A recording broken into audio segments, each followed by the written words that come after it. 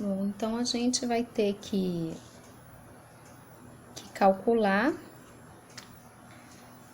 deslocamentos em estruturas para poder resolver o problema pelo método da flexibilidade. A gente viu em resistência dos materiais 2 que muitas vezes a gente utilizava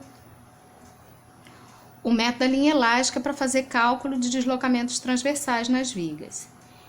Esse é um método que só se aplica em vigas, onde eu estou considerando só força normal, momento fletor, é uma barra reta, né? Ela não tem nenhuma barra, tem inclinação em relação a outra barra, né?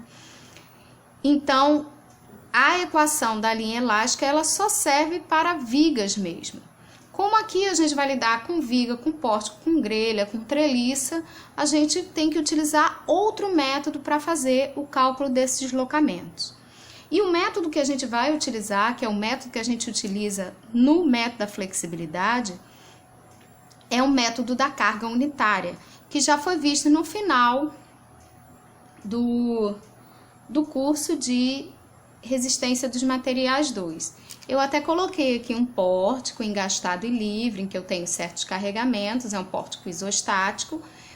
E aqui, para representar, eu tenho, por exemplo, esse deslocamento V, ele é um deslocamento que para essa barra vertical é um deslocamento axial e para essa barra horizontal é um deslocamento transversal.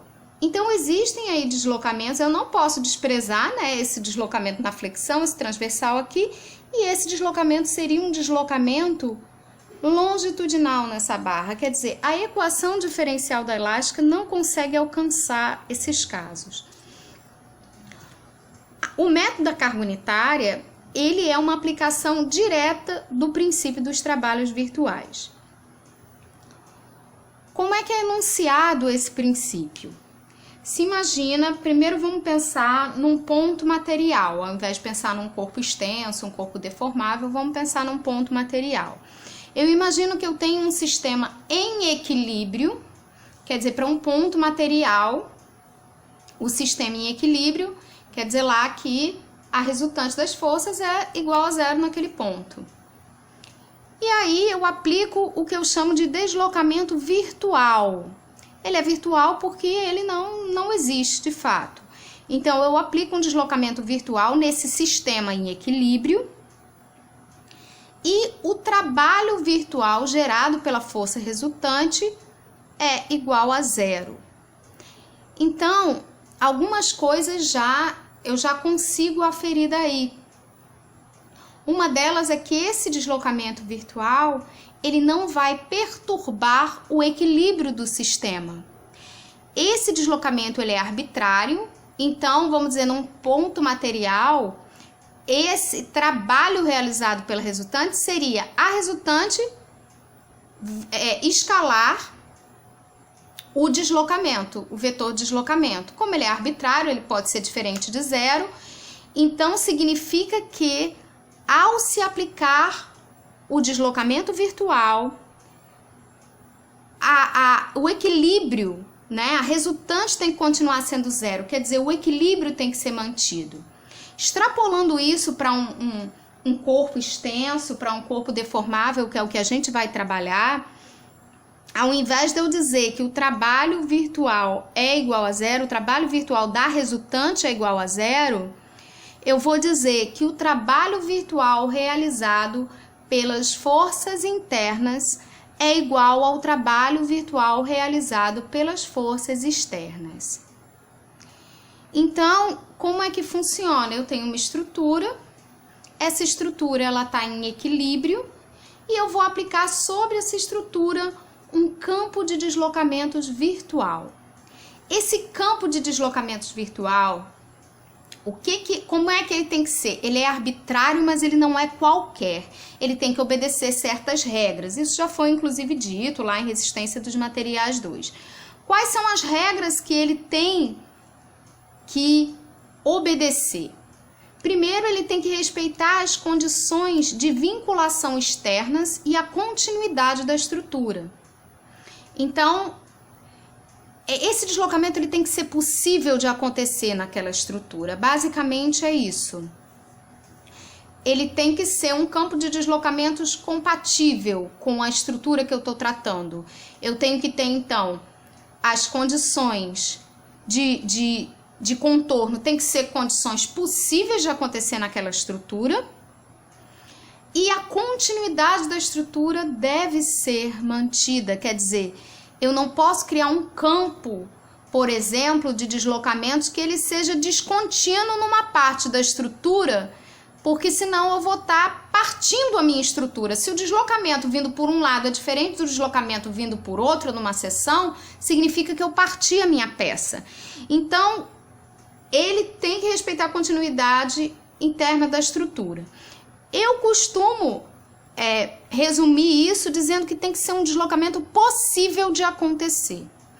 E além disso, ele tem que ser pequeno de modo a não perturbar o equilíbrio, porque exatamente na hora que eu aplico esse campo de deslocamentos virtuais, o trabalho das forças internas tem que ser igual ao trabalho das forças externas. Tem que continuar valendo o equilíbrio entre forças internas e forças externas da estrutura.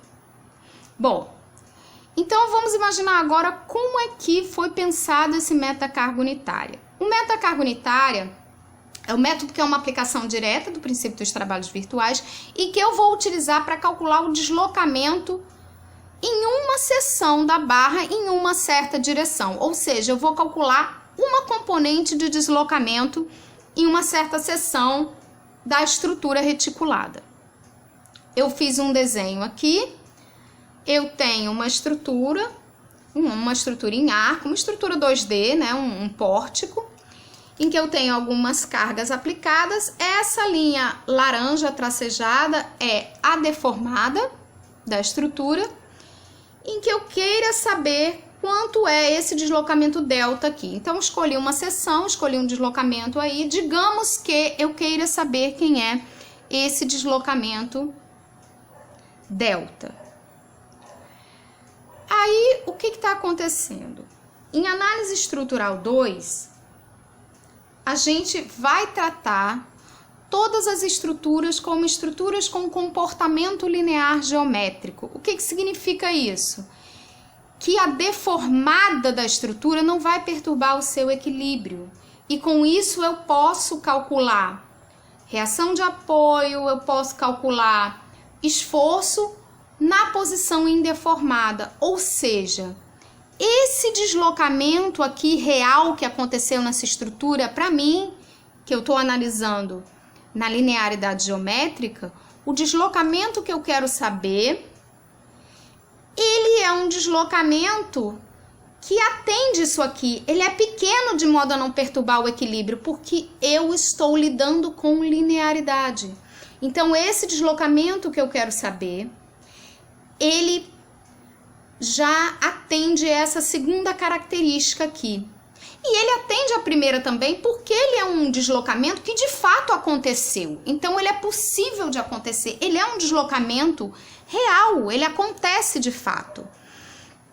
Então, qual é a ideia do método da carga unitária? Eu vou pegar o deslocamento, esse campo de deslocamentos, onde está o deslocamento que eu quero conhecer, que nesse caso é o campo de deslocamentos para essa solicitação externa, e eu vou utilizar esse campo de deslocamentos como o meu deslocamento, o meu campo de deslocamento virtual. Então, isso aqui eu vou colocar indicando, vai ser o meu campo de deslocamentos virtual, tá? Esse meu campo de deslocamento virtual vai ser o que eu vou utilizar. Como ele vem de uma solicitação externa, eu vou chamar ele de UE. Aí, o que a pessoa que bolou esse método da carga unitária pensou? Eu tenho aqui, no princípio dos trabalhos virtuais, aparecendo o trabalho virtual das forças externas. eu vou utilizar esse deslocamento que eu quero conhecer, esse campo de deslocamentos, onde está o deslocamento que eu quero conhecer,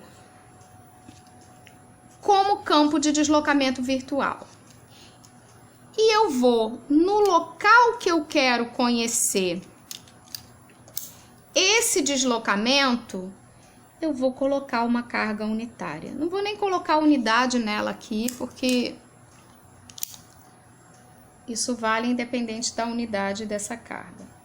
Então, vamos dizer que esse aqui seja aquele campo de deslocamentos UE.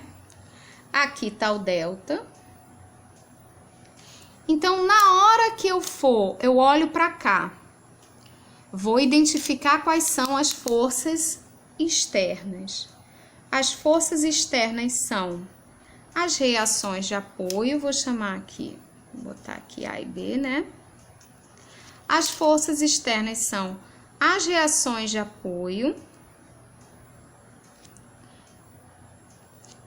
e a carga unitária que eu estou aplicando.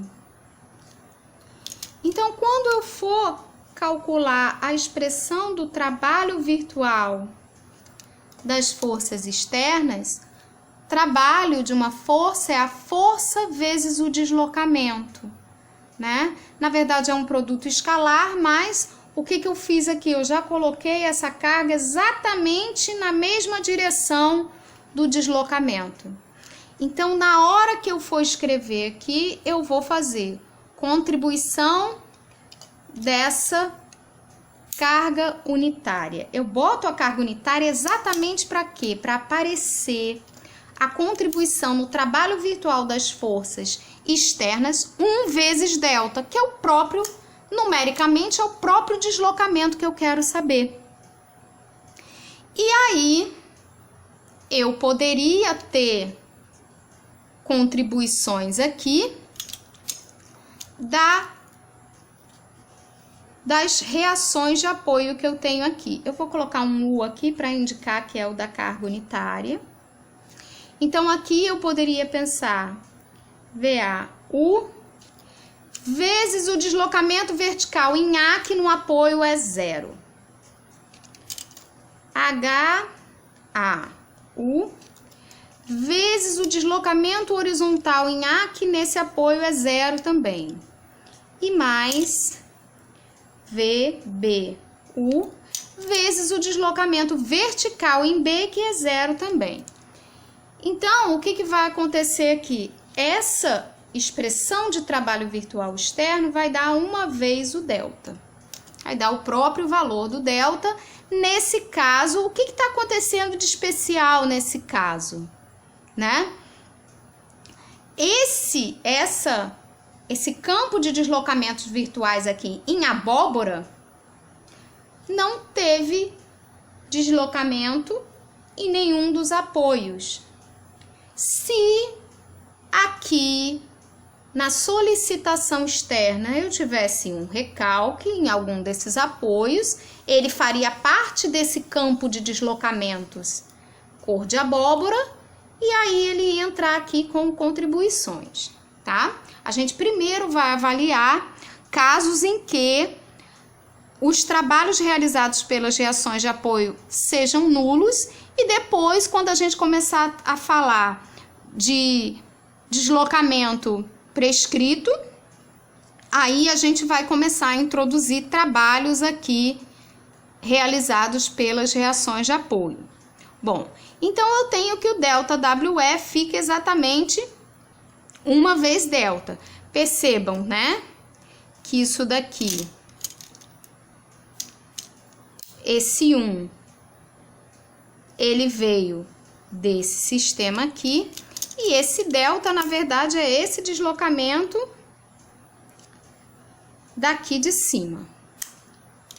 Vocês já vão entender por que eu estou falando isso. Então, o que eu fiz? Percebam, isso é um trabalho virtual.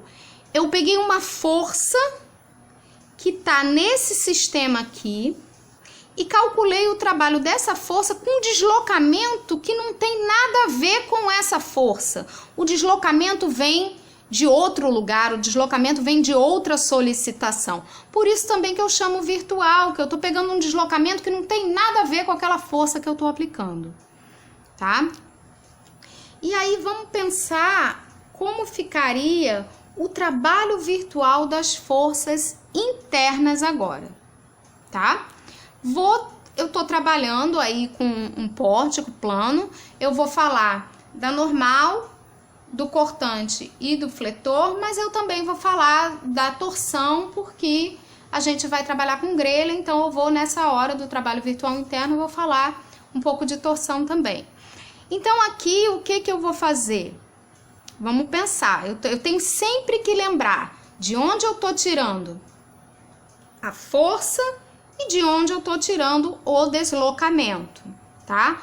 O deslocamento tá aqui, né? É esse deslocamento que aconteceu por conta dessa solicitação externa. Então, vamos pensar, eu tenho uma estrutura toda para percorrer. Vamos pensar numa parcela dx dessa estrutura. E aí, eu vou pensar nessa seção S aqui.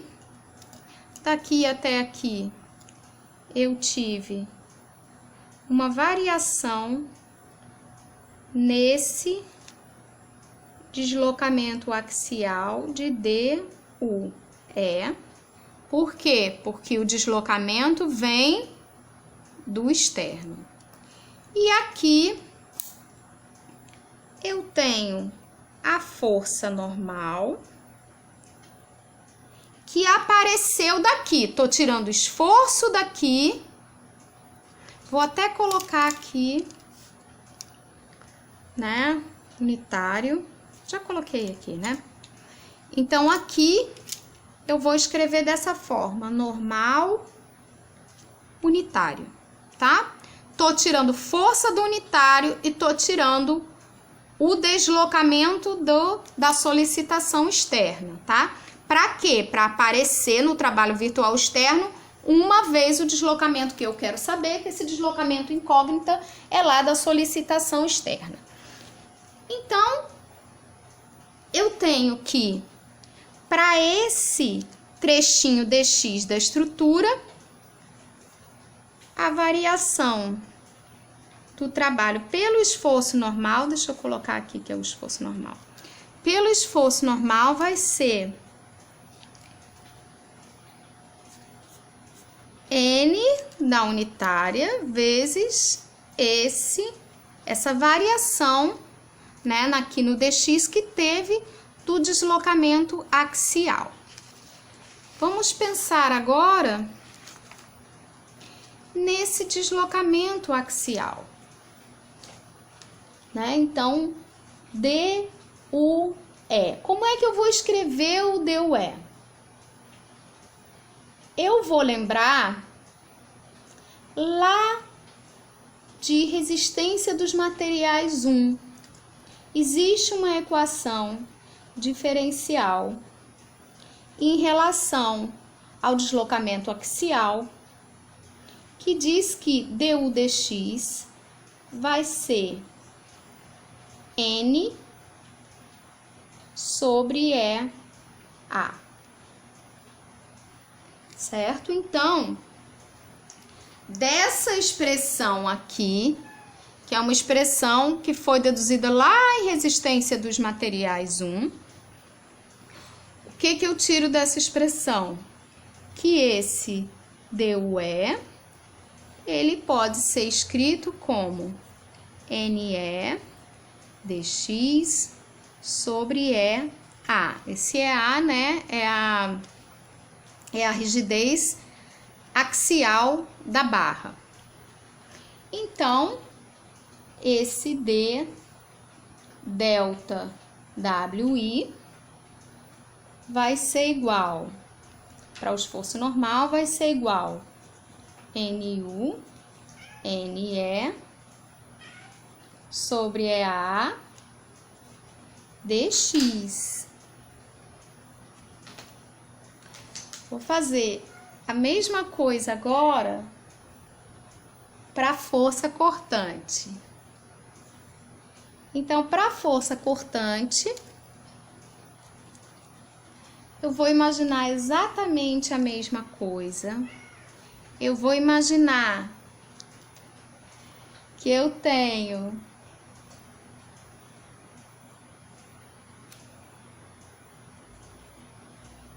uma parcela dx dessa barra.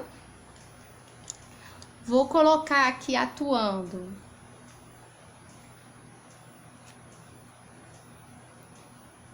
o cortante, que vem lá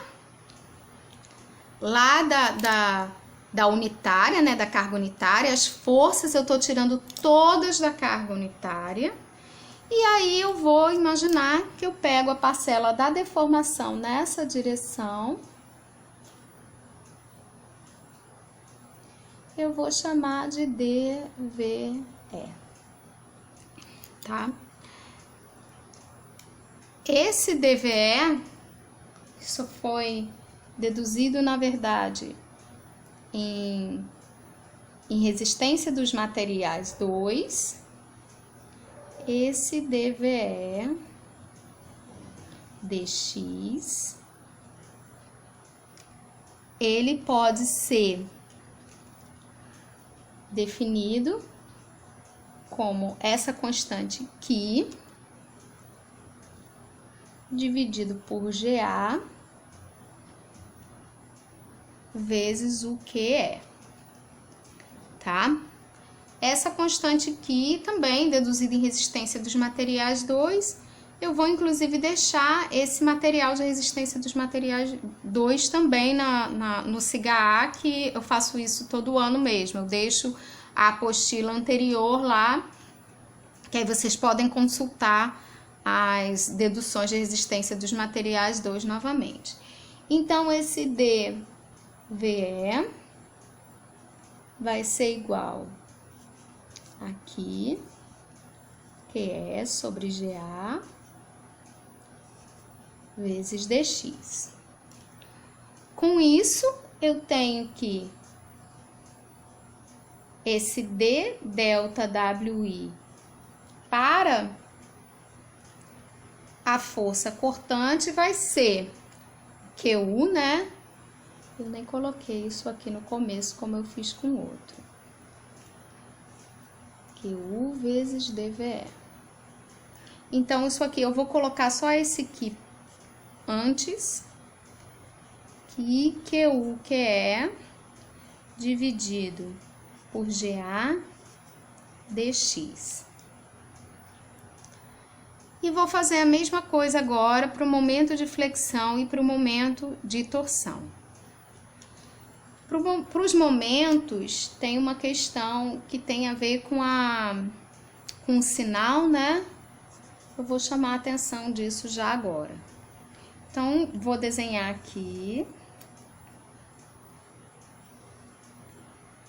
uma parcela da viga novamente, dx, aonde eu tenho o momento fletor. Esse momento fletor eu vou tirar da onde? De onde eu tô tirando força. Eu tô tirando força lá da unitária.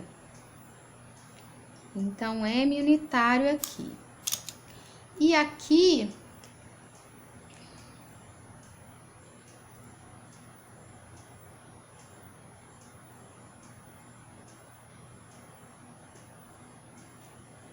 eu teria o d θ E. Percebam o seguinte, aqui esse d θ E, ele na verdade, ele tá com um sinal, vamos dizer assim, trocado, né? Ele é um d θ negativo aqui. Como eu estou tratando tudo algebricamente, eu tenho que levar isso em consideração. Vocês veem que esse trabalho aqui é um trabalho, eu vou escrever dessa forma.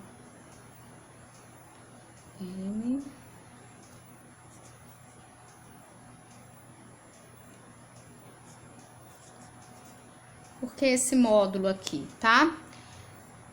Quando eu fiz a força normal, o normal positivo tá para cá, e esse DU, ele é positivo para cá também, no sentido de crescimento do X, o sentido da esquerda para a direita. Quando eu defini aqui o cortante positivo aqui nessa face entrando pela direita é para baixo, e o deslocamento positivo também é para baixo numa barra, né? Pela definição. Na hora que eu tô tratando disso aqui, da definição da barra, como eu vou usar para deteta o que eu peguei lá da equação da linha elástica, esse deteta aqui, o trabalho ele é positivo, ele é MU vezes o módulo de deteta, mas esse deteta, esse ângulo, é um ângulo que ele é negativo pela equação diferencial da linha elástica. Por quê? Veja que eu tô, essa é a extremidade na seção vindo pela direita, então essa extremidade está assim. Então, estaria dessa forma aqui, né? Se essa seção ela tá assim, significa que a barra tá tendo esse comportamento. O que que tá acontecendo aqui? A flecha positiva é para baixo na equação da linha elástica, então, à medida que eu tô crescendo x, eu tô decrescendo v, que ele tá indo de um valor maior para um valor menor. Então, a derivada do V é negativa aqui, tá? Porque o V está decrescendo. Ele é positivo para baixo, ele está decrescendo. Então, como ele está decrescendo, essa derivada dele é uma derivada negativa. E o θ é a derivada do V. Então, na verdade, se eu for tratar o dθ algebricamente, eu teria isso aqui. Porque esse dθ ia assumir um valor negativo, menos com menos ia dar mais, como eu tô vendo que está acontecendo aqui. Que esse trabalho é um trabalho positivo. Vou pensar a mesma coisa que eu fiz aqui e aqui. Eu tenho que dθ é dx, agora pela equação diferencial da linha elástica. Dθ é dx é, na verdade, igual a d2ve dx2, que vai ser menos me sobre ei, equação diferencial da linha elástica.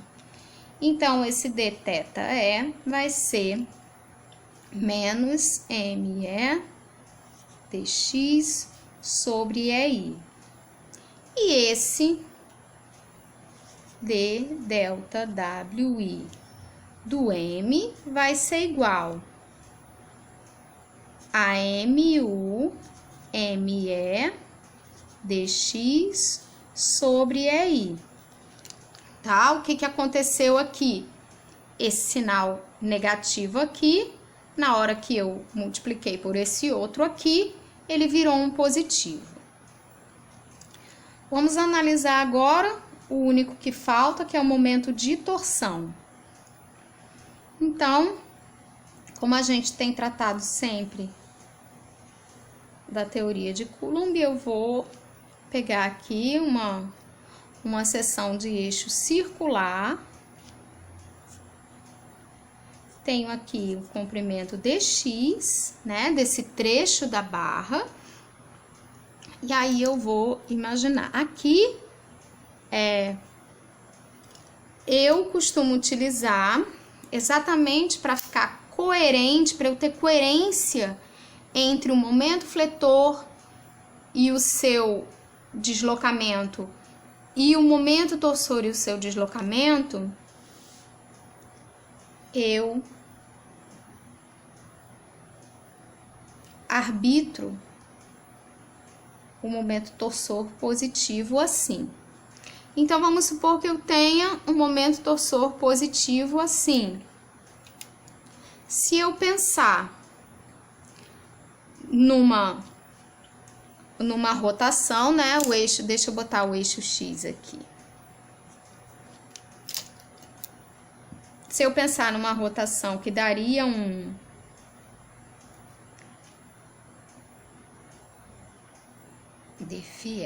que daria um trabalho positivo, ela estaria no mesmo sentido do momento de torção, como aqui. Só que, como eu disse, a mesma coisa que eu disse aqui vale aqui. Percebam que a rotação positiva, ela tá no mesmo sentido que x. Então, o vetor de seta dupla estaria para fora. Então, esse trabalho virtual desse trecho, ele seria MTU vezes o módulo de dφ, que vai ser igual, como esse dφ é um dφ negativo, menos MTU dφ. E aí, voltando lá ao segundo capítulo de resistência dos materiais 2, a equação diferencial agora do ângulo de torção, dφ dx, vai ser menos MTE sobre GJP. Então, esse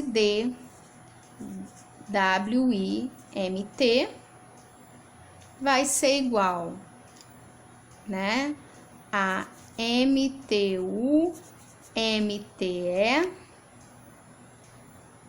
dx sobre GJP. Então, eu achei a contribuição para esses 4 esforços, né, para um pedacinho da barra. Agora eu vou fazer o quê? Eu faço a integração disso ao longo de toda a estrutura. Então, eu vou colocar aqui, ΔWI vai ser igual a integral, esse L maiúsculo aqui, em letra de mão, né, está significando o comprimento da estrutura toda. Então, eu vou percorrer todas as barras da estrutura reticulada. Aí, eu vou colocar cada uma das contribuições aqui. NU, NE sobre A, mais QU, QE sobre GA, mais MU, ME sobre EI, mais MTU, MTE sobre GJP dx. Tá? Então, quando eu for fazer o trabalho virtual interno, eu vou fazer essa integração. Então, percebam o que eu vou fazer aqui. Eu vou dizer que esse deslocamento 1 vezes delta, que é o deslocamento que eu quero saber, né? Então, esse deslocamento delta, que é o delta WI, vai ser igual a esse trabalho virtual interno aqui. Então, eu vou calcular normal aqui na unitária, normal aqui na externa. Cortante na unitária, cortante na externa. Momento na unitária, momento na externa. Momento torsor na unitária, momento torsor na externa. É claro que vamos já começar a fazer as considerações. Esse segundo termo aqui, que está relacionado a essa parte, tá? Que é sobre GA, é a deformabilidade por esforço cortante. Essa deformabilidade por esforço cortante eu vou desprezar. Vocês estudaram a deformabilidade por esforço cortante em resistência dos materiais 1, em um capítulo que normalmente se chama de capítulo intermediário, que trata de rebites, parafusos. São peças em que eu tenho a seção, né, a dimensão da seção transversal, por assim dizer, da mesma ordem de grandeza da dimensão longitudinal. Nessas barras não acontecem isso. Eu tenho barras que a dimensão longitudinal, o comprimento da barra, ele é muito maior do que as dimensões da seção transversal. Então, o efeito da deformabilidade por esforço cortante é desprezível. E o efeito da deformabilidade por esforço normal, eu só vou considerar em barras de treliça, ou seja, barras de tirante ou escoras, barras que só tenham esforço normal, que trabalhem essencialmente com o esforço normal. Aí os momentos, sempre que eles existirem, eles vão entrar e vão ser considerados na expressão.